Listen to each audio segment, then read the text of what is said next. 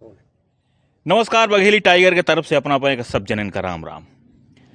17 तारीख का वोटिंग है। एक लंबा गैप होएगा मतगणना के और वोटिंग के बीच में। ये बीच में कहाँ न कहाँ लोगन के जो सब्र के बांध है वो लगातार फूटल रहा। बड़े बड़े जो राजनीतिक गुरु हाँ, गणितज्ञ हाँ, पत्रकार हाँ, सब लोग अपने अपने तरीका से यह गुत्थी सुलझावे में लगे रहे कि आखिर सरकार के एकर बनल लागी।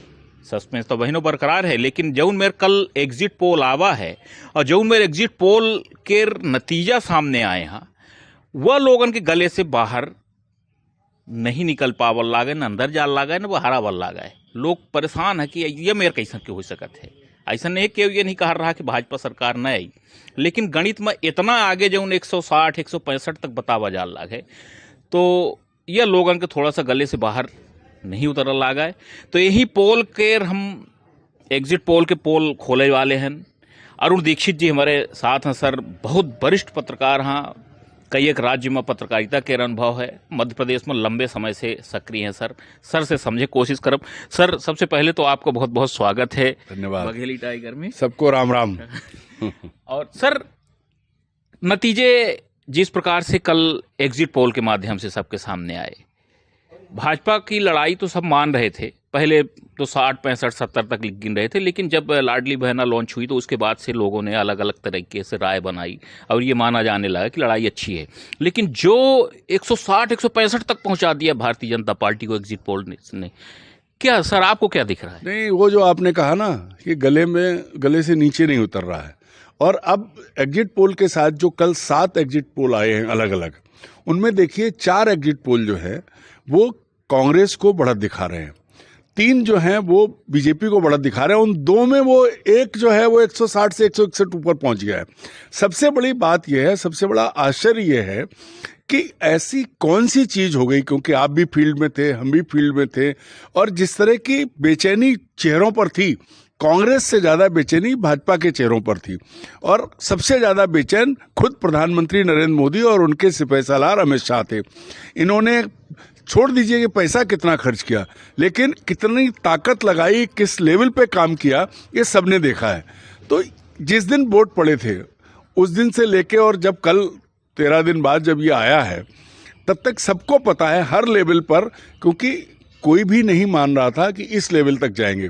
अब एक एग्जिट पोल 160 पहुंचा रहा है तो हवा निकलेगी इस गुब्बारे की। क्यों फूला है, क्यों फुलाया गया है, मुझे ऐसा लगता है जो आमतौर पर है, क्योंकि अब खुद प्रधानमंत्री कहते हैं कि मैं गुजराती हूं, मेरे खून में व्यापार है। और सट्टा गुजरातियों का सबसे प्रिय गेम है, सबसे ज्यादा खेलते हैं, चाहे वो किसी भी चीज का हो। बम्बई में मेरे दोस्त, मैंने बम्बई में भी 5 साल काम किया है, तो उनका शगल है, उनका व्यवसाय भी है। तो चाहे वो वर्ल्ड कप का मैच हो और चाहे ये आपका एग्जिट पोल हो, मुझे लगता है कि इसमें जो स्टेक है वो सट्टा बाजार के जरिए हाइप क्रिएट की गई है। और हिंदुस्तान का आदमी तो जरा सी देर में ऊपर जाता है, नीचे आता है। तो इसके पीछे सिर्फ खेल जो है वो सट्टा बाजार का खेल, उसके साथ साथ भाजपा का वो कार्यकर्ता जो सच में अभी भी भाजपा के साथ है, जिसने पैसे नहीं लिए, जिसने वास्तव में वो चना चबेना वाला कार्यकर्ता है, क्योंकि वो भी 3% या 5% है। 95% कार्यकर्ता अब हाईटेक है, वो पार्टी से पैसा लेके, सब खर्चा लेके अपना काम करते हैं। तो वो उसका मनोबल बढ़ जाए, इसलिए ये गेम खेला गया है। वरना इस पर कोई यकीन नहीं है, भले ही बीजेपी जीत जाए पर 160 तो किसी भी कीमत पे नहीं आएगी। एक बात को सर लगातार हाइप दी गई कि लाडली बहनों ने भारतीय जनता पार्टी का भरपूर साथ दिया।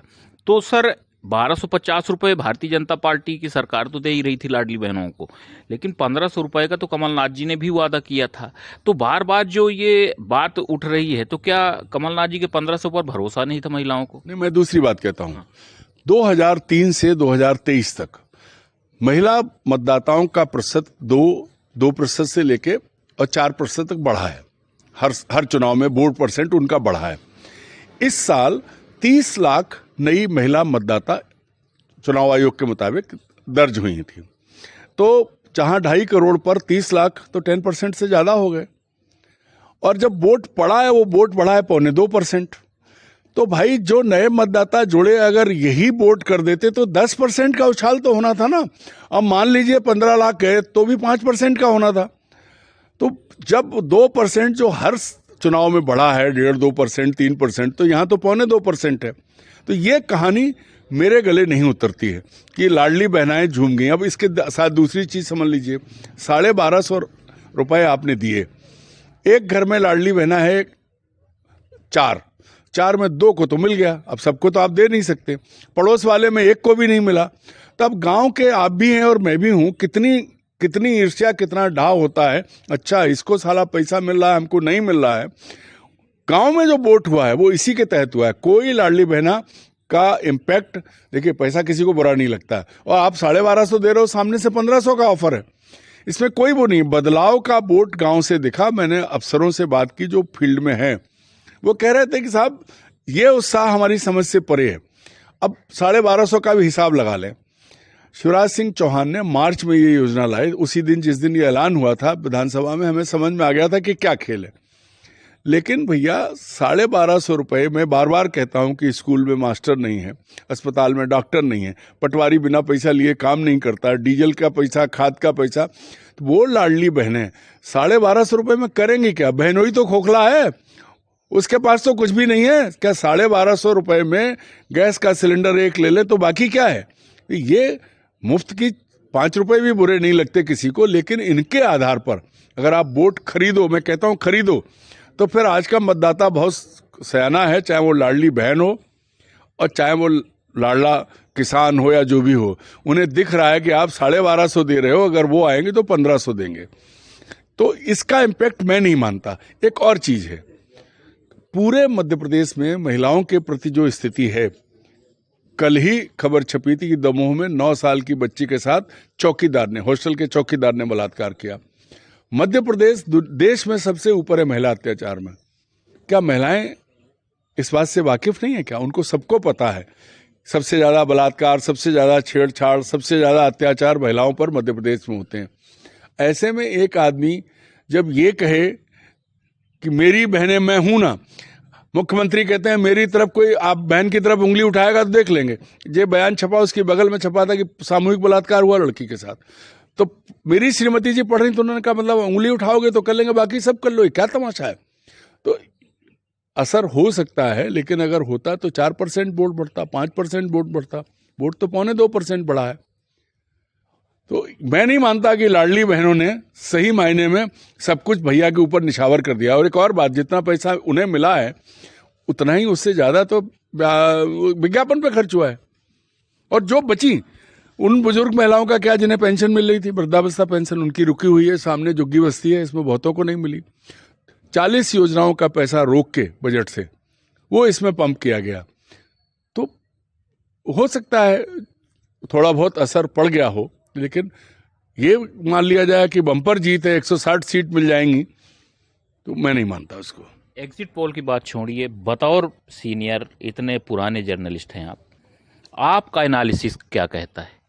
देखिए, मुझे ये लगता है कि इस बार कांग्रेस और बीजेपी की लड़ाई अगर देखें तो ताकत, व्यवस्था, सिस्टम और बाहुबल, उसमें कांग्रेस अगर 1 पर थी तो बीजेपी 100 पर थी। मतलब 99 का अंतर था। कांग्रेस के पास ना साधन थे, ना उस तरह की तैयारी थी, ना उस तरह का जोश था, ना उसके साथ सरकारी मशीनरी थी। क्योंकि यहाँ तो आप और हमने सबने देखा है कि जून से शुरू हो गया था जो लाडली बहना का प्रचार, और सरकारी खर्चे पे एक टेंट की व्यवस्था 25 करोड़ में होती थी, और सरकार के खजाने से हुई है पूरे मध्य प्रदेश में। तो उसको अगर आप देखें, जितना पैसा पंप किया, उसको नीचे जो लोगों हैं उन्हें समझ में आया कि एक और, हम और आप बचपन से देखते हैं सरकारें काम करती हैं, लोगों को लाभ पहुंचता है। पहली बार एक शब्द आया बघेली में, पता नहीं आप क्या कहेंगे, लाभार्थी, जिसको हिंदी में कहा गया। हमारे फर्रुखाबाद में कहते हैं सारे लौआ हैं, भूख मांगे जाओ, वोट दो सरकार को, मोदी की खाइए। ऐसे हमारे ऐसे ही है ना। तो ये लाभार्थी को लाए, लाभार्थी को गांव का पटवारी, ग्राम सेवक, सब, तो वो आदमी गांव में बेइज्जत हो रहा है। मतलब राशन भी मिल रहा है तो उसकी, तो गांव का आदमी ले तो लेता है, क्योंकि साफ कहते हैं कि भाई अपने घर से तो नहीं दे रहे हैं, अब उसको बिल्कुल रिमही में कहें तो कौन तोहार बाप का है तो ये तो सरकार का क्या है। उसको देखें तो उसमें जो चीजें रहीं, गया सब लगातार किया, लेकिन नीचे आदमी को बेसिक चीजें जो उसकी थी, ना आदमी नोटबंदी भूला है, ना आदमी जो है वो कीमतें बढ़ रही हैं लगातार वो भूला है। और कोरोना में जो मजदूर चल के गया था, ठीक है 19 में जो शुरू हुआ उसको अभी तक लोग भूल गए होंगे, लेकिन वो लोग तो कतई नहीं भूले हैं जो भुगते हैं। इसलिए मुझे जो मैं गांव में गया, लोगों से बात की, भोपाल के आसपास कम से कम 15 कॉन्स्टिट्यूंसी में मैंने सिंपल पूछा।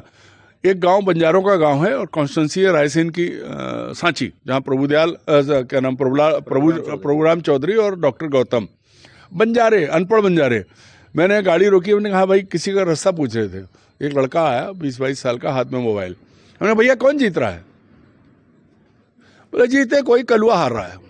अब मेरे को समझ में नहीं आया अचानक क्या बोला, तो दूसरा लड़का आया, बोले हमारे यहाँ से एक डॉक्टर गौतम है, एक डॉक्टर चौधरी है। तो डॉक्टर चौधरी को हम कालू कहते हैं, तो वो हार रहे हैं। और वो, मैं कहा यार किसी भले आदमी को ऐसे नहीं बोलते। बोले तो हम बोल रहे हैं तो आपको क्या तकलीफ, जाइए ना। अब बताइए आप, डंके की चोट पे गांव का आदमी अगर ये बात कर रहा है तो भैया फिर चाहे वो सीहोर में चले जाइए आप, चाहे आप राजगढ़ में चले जाइए, चाहे आप मंडला, डिंडोरी और चंबल, या आपके अपने रीवा में उसमें चले जाइए, वहाँ भी जो है वो पेशाब कांड ने जो खेल किया, ना तो आदिवासी मिल पाया क्योंकि वो भी कहीं और चला गया, उसका पूरा काम नहीं हुआ, और ब्राह्मण और कूद गए। तो हर जगह, और इस बात का एहसास था, इन बातों का एहसास नरेंद्र मोदी, अमित शाह और शिवराज सिंह तीनों को था। अब चूंकि शिवराज सिंह तो बेचारे पहले दिन से अपमानित हैं, उनकी तो कुर्सी निकाल ली थी आपने। इसी वजह से मोदी जी और अमित शाह जी जो गृह मंत्री, प्रधानमंत्री, किस लेवल पे आपने भी सुना भाषा दोनों की, तो उससे ऐसा साफ लग रहा था कि हालत खराब है, इसलिए फांसी लगा दो। महादेव ऐप भी ले आए, झूठ का सहारा ईडी के जरिए भी लिया मध्य प्रदेश, छत्तीसगढ़ में, तो उन्हें पता था। अब चूंकि मनोबल लगातार गिरा हुआ है तो कैसे उठाएं, और उसके लिए एग्जिट पोल आ गया। अगर ये पहले जैसी व्यवस्था होती तो मुझे लगता है कि पहले दिन से जिताए देते ये लोग, ऐसा नहीं था कि नहीं। पर गांव के लोगों में, मैं ये नहीं कहता कि बीजेपी पूरी तरह से खारिज, क्योंकि 20 साल बहुत समय है, और 20 साल में मैंने उन नेताओं को देखा है कि जिनके पास 2 जोड़ी कपड़े नहीं होते थे, अब वो 2 करोड़ का घर हर शहर में खरीदने की स्थिति में है, 50 लाख की, 1 करोड़ की गाड़ी में चलते हैं। तो पैसा आया है, किसी पे नर्मदा की कृपा है, तो किसी पे पटवारी की कृपा है, तो किसी पे व्यापम की कृपा है, किसी पे कुछ, सब है। पैसे सबके बढ़े हैं, सबके पास संपन्न हुए हैं, कार्यकर्ता नहीं हुआ है। और एक और चीज इससे जुड़ी है कि इस बार बीजेपी का जो मूल कार्यकर्ता है वो उदासीन था और घर में बैठा था। जो काम कर रहे थे पेड वर्कर थे, उनकी ड्यूटी लगती थी, वो उनको उसका भुगतान होता था। तो वो जो चीज़ नीचे थी वो दिखाई पड़ रही थी, और हमको ये लग रहा था कि वाइप आउट नहीं होगी 2003 जैसी, ना तो बीजेपी की स्थिति होनी थी ना कांग्रेस की। लेकिन अगर बीजेपी 100 पे है तो कांग्रेस 120 से कम नहीं है, बीच में 10 कोई दूसरा आ जाए। और अभी भी मैं इस पे कायम हूं कि कांग्रेस हार नहीं रही है, कांग्रेस कांटे की टक्कर पर है। ये भी नहीं कि कांग्रेस को 150 सीट मिल जाएगी, ज़्यादा से ज़्यादा 10-15 सीट का अंतर रहने वाला है, और वो आपको परसों पता लग जाएगा। इसी से जुड़ा आखिरी सवाल है, काफ़ी हो भी गया है। मैं क्योंकि रीवा से आता हूँ, 4-5 पत्रकारों के लोकल वहाँ रीवा में मैंने फ़ोन किया अभी एक दिन, कम से कम 1-1.5 घंटे तक बात की।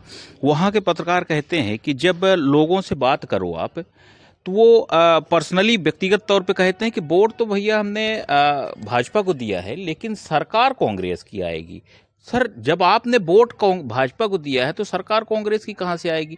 ये सर गुत्थी समझ में नहीं आ रही। देखिए, एक और चीज़ है, इतने दिनों में आम आदमी डरता है। ये सामने की बस्ती है, इसमें 2000 वोट हैं। वो कोने का घर है, उस पर उमाशंकर गुप्ता के एक शिष्य ने कई करोड़ की जमीन पे कब्जा कर रखा है, उसको गिरा दिया गया था, फिर बना लिया। वो भाजपा का कार्यकर्ता है, उसकी बीवी पार्षद रही और उसको हटा दिया था।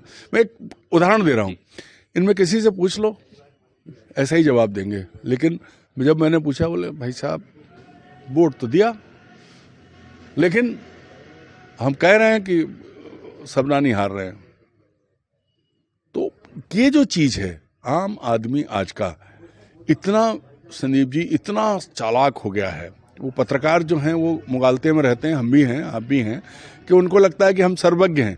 लेकिन आज गांव का आदमी जो है ना, वो इतना चालाक है कि वो किसी को भी अपनी मंशा पता नहीं लगने देता। वोट पड़ने के बाद मैं कम से कम 10 अड्डों पे ठिए के 100 किलोमीटर के दायरे पे बैठ के चाय पी के गप करते हुए लोगों से पूछा, तो उनके मन से इसी तरह का भाव था, देखो भैया ऐसा है, बोल वाला तो बीजेपी का ही है, लेकिन जीतेगी कांग्रेस।